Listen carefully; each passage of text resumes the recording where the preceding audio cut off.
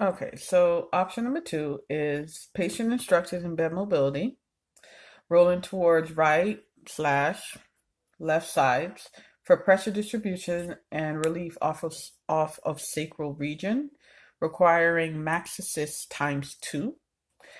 I would usually write it max, MAX, AX2.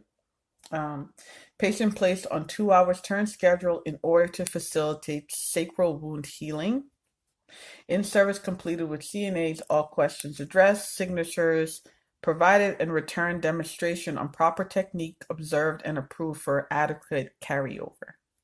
Okay, so you can actually make an in-service. You can do an in-service as a treatment, as one of your treatments, because again, depending on when this person came in, how good your CNAs are, you can document that, this patient needs to be turned every 2 hours because of this wound.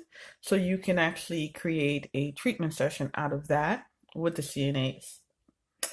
And another goal, well, another treatment that you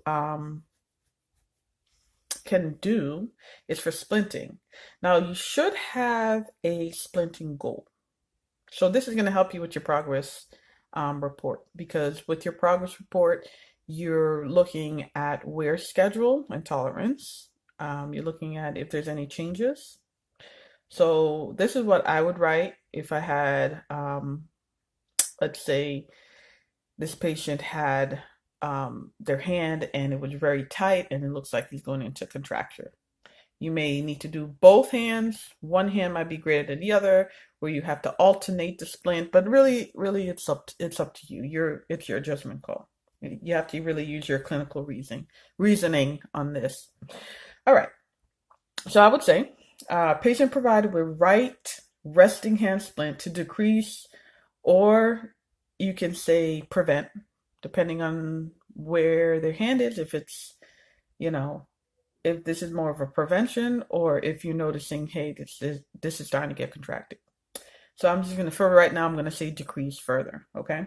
So patient provided with right resting hand splint to decrease further contracture and maintain functional hand positioning, requiring total dependence to don and doff, tolerating for 1 hour with skin checks performed before, during, and after application.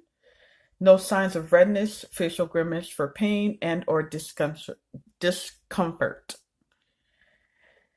So that's what you can put. Okay? So that is for a patient that's lethargic, bedridden, can't really communicate. Now, the other question you had is same thing, but you wanted to know what if the person is very advanced in age. So this is case number 2 that I created. So this is a case study. Tom is a 92-year-old male, sorry.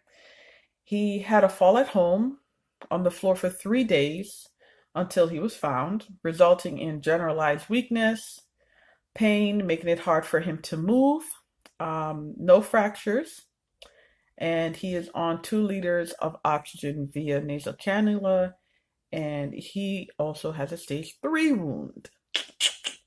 Okay. So, your goals for the progress notes and your short-term, long-term goals is really going to depend on a little bit on what PT is working on.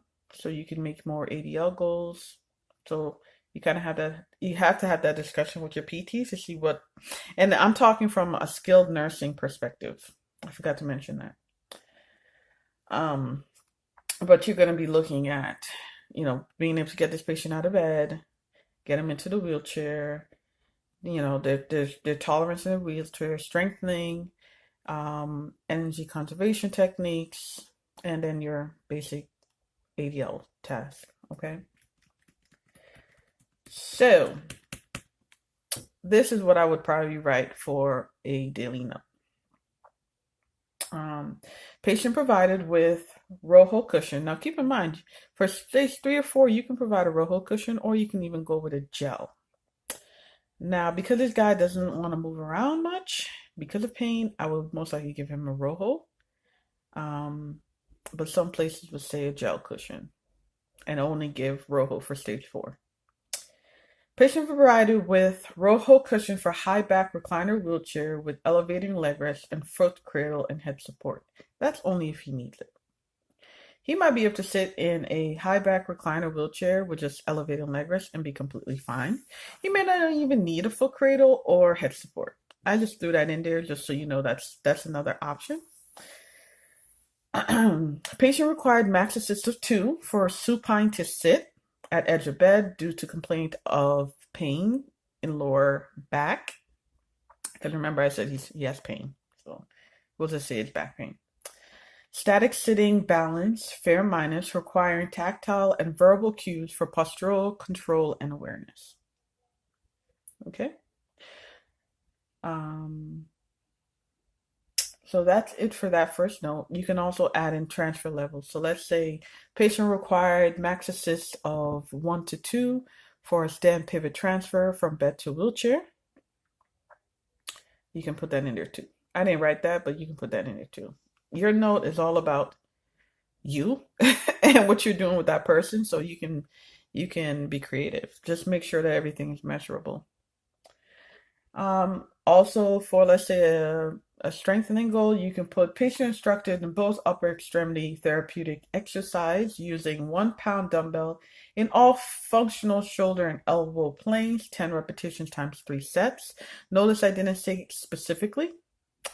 I'm just giving you another way of writing things. You can put that, but you just want to make sure you're mentioning that you're doing the exercise with the shoulders, elbows, etc.